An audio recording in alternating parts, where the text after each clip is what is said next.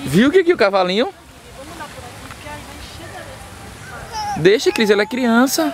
Já vai tomar banho ainda. Você vai ver o filho de branco como vai ser, o guri, viu? Sumo de areia, tomara que venha homem, viu? Vai vir, vai vir. Porque o coteado do Rodrigo disse que... Bota ele ali, pra cá, lá em cima.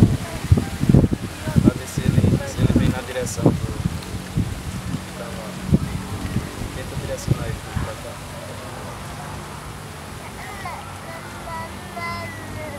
Vai muito. Ele é quase do tamanho da cabeça do cavalo. Olha. Ei, Gui. Cheiroso, pô. Não, tá, eu tô filmando. Tirei um agora.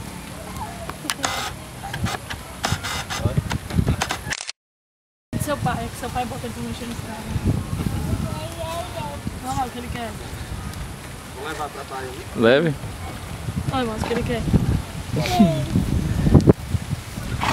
Meu filho vai ser mecânico. Parabéns, viu, Breno, pelo cavalo.